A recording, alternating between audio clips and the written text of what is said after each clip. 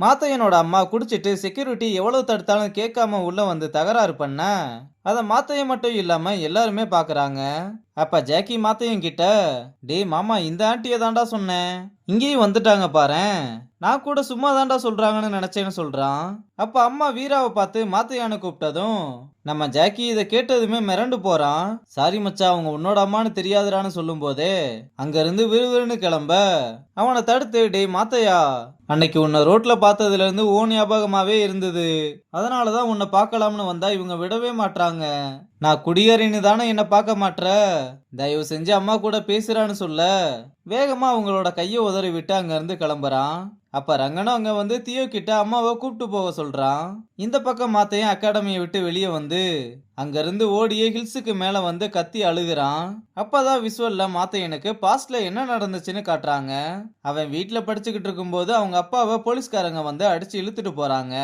மறுநாள் அவன் ஸ்கூலுக்கு போகும்போது அவனோட ஃப்ரெண்டும் கூட சேர்ந்து ஸ்கூலுக்கு போகலாம்னு வர அவங்க அம்மா வந்து அவன் கூட எல்லாம் சேரக்கூடாதுன்னு அடிச்சு இழுத்துட்டு போறாங்க. அப்புறம் ஸ்கூல் முடிஞ்சு வந்து பார்த்தா அம்மா வீட்டுல சரக்கு அடிச்சுக்கிட்டு இருக்க. அம்மா ரொம்ப பசிக்குதுன்னு சொன்னாலும் அத காதுலயே வாங்கிக்காம குடிச்சுக்கிட்டு இருக்காங்க. இதனால சமைச்சு அவனே எல்லா வேலையுமே பார்த்துக்கிட்டு இருக்கும் போதுதான் பசங்களாம் சேர்ந்து கிரிக்கெட் விளையாடுறத பார்த்து அவனுக்கும் கிரிக்கெட் மேல ஆசை வருது. இந்த சீன்லயே சின்ன வயசுல அம்மா அப்பாவால எவ்வளவு கஷ்டத்தை அனுபவிச்சிருக்கான்றத காமிச்சிருப்பாங்க. அங்க கட் பண்ணா இங்க பசங்களாம் பிராக்டிஸ முடிச்சுட்டு மாத்தையனா அளவே காணோம், போன் அடிச்சாலும் எடுக்க மாட்டான்னு ஆளாளுக்கு ஒரு திசையில போய் ஒரு இடம் விடாம தேட ஆரம்பிக்கிறாங்க. ஆனாலும் அவன் எங்க தேடியுமே கிடைக்கல. இதனால பசங்களாம் ரொம்பவே அப்செட்ல இருக்க அப்ப தியோ வந்து என்னாச்சுன்னு கேக்குறா. என்னாச்சா, உனக்கு என்ன நடந்ததுன்னே தெரியாதான்னு கேட்க, டேய் நானே மாத்தையனோட அம்மாவை இப்பதான் விட்டுட்டு வரேன்னு சொல்ல மாத்தையனை ஆளவே காணோம், ஒரு இடம் விடாம எல்லா இடத்துலயுமே தேடி பார்த்துட்டோம், எங்கேயுமே இல்லைன்னு சொல்றாங்க. அவனும் யோசிச்சு பார்த்துட்டு அவன் இப்ப எங்க இருப்பான்னு எனக்கு தெரியும், நான் பாத்துக்கிறேன்னு சொல்லிட்டு ஹில்ஸுக்கு கிளம்பி வர நைட் ஆயிருது. அப்புறம் அவனை பார்த்ததும் பக்கத்துல வந்து, நீ எதுவுமே சொல்ல வேணாம், ரிலாக்ஸா இரு, நான் உன் கூடவே தான் இருக்கேன், ஒன்னும் இல்ல, மனசுக்குள்ள எதையுமே அடக்கி வச்சுக்காம வெளியே அழுதுருன்னு சொல்ல, எது நடக்க கூடாதுன்னு நினைச்சனோ அது நடந்துருச்சு, என் வாழ்க்கையில நடந்த கெட்ட கனவு இதுதான், இனிமேல் நான் எப்படி கேம்பஸ்குள்ள வருவேன், இனி எப்படி எல்லாரையுமே ஃபேஸ் பண்ண போறேன்னு ரொம்ப அழுகுறான். அப்புறம் தியோ வேற வழி இல்லாம ரங்கனோட வீட்டுக்கு கூப்பிட்டு வந்திருப்பா. ரங்கனும் மணியை பார்த்துட்டு, ரொம்ப லேட் ஆயிடுச்சுமா, நீ கிளம்புன்னு சொல்ல, இந்த நிலைமையில அவனை நான் எப்படி விட்டுட்டு போறதுன்னு கேக்குறா. உன்னை நான் விட்டுட்டு எல்லாம் போக சொல்லல, நீ அப்பப்போ வந்து பாத்துக்கோ, ஆனா இப்ப ரொம்ப லேட் ஆயிடுச்சுமா, ப்ளீஸ் நீ கிளம்புன்னு சொல்ல அவளுமே சரின்னு கிளம்பி போறா. மறுநாள் ரங்க அகாடமிக்கு கிளம்பும் போது மாத்தையனையும் வாடான்னு கூப்பிட்டா எதுவுமே சொல்லாம அமைதியா இருக்க ரங்கனும் அவனோட பக்கத்திலேயே ஆறுதலா உட்காந்துக்கிறான். இந்த பக்கம் நடராஜன், இவ்வளவு நாள் பிராக்டிஸ் பண்ணி என்னத்தரா கழிச்சிங்க, ஒருத்தனுக்கு கூட டைமிங் சென்ஸே இல்லேன்னு அதுக்கு பனிஷ்மெண்டா 50 புஷ்அப்ஸ் எடுக்க சொல்லி உங்க கேப்டன் எங்கட ஆளை காணும்னு கேட்டுக்கிட்டு இருக்கான். அப்புறம் ஒவ்வொரு நாளும் மாத்தையனை கேட்டு கேட்டு பசங்களை சாவடிச்சுக்கிட்டு இருக்கான்.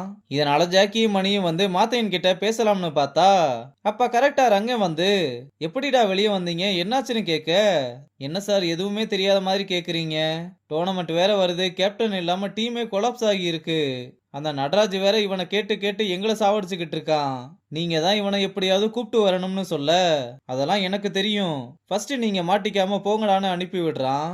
அங்கே கட் பண்ணா ராஜசேகர் மாப்பிள்ள கிட்ட, இந்த டோர்னமெண்ட்ல ஒரு ஸ்கவுட் அப்பாயின்மெண்ட் பண்ண போறதாவும், எல்லா டீம்லயும் 2-3 பேருக்கு டேலண்ட் இருந்தாலும் அவங்க அகாடமியோட ஏதாவது ஒரு பிரச்சனை இருக்கும், அந்த மாதிரி ஆளுங்களை செலக்ட் பண்ணி அவங்கள நம்ம டீமுக்குள்ள கொண்டு வரணும்னு சொல்ல, அப்படிப்பட்ட 2 கேஸ் எம்என்சிஏலையும் இருக்கு, அவனுங்களை லைட்டா பிரெயின் வாஷ் பண்ணா போதும், அதெல்லாம் நான் பாத்துக்கிறேன், நீ எதுக்கும் கவலைப்படாதுன்னு சொல்றான். இங்க ரங்கனும் மாத்தையன் கிட்ட, நாளைக்கு டோர்னமெண்ட்ரான்னு சொன்னா நான் போகல, என்ன விட்டுருங்கன்னு சொல்லி கத்துறான்.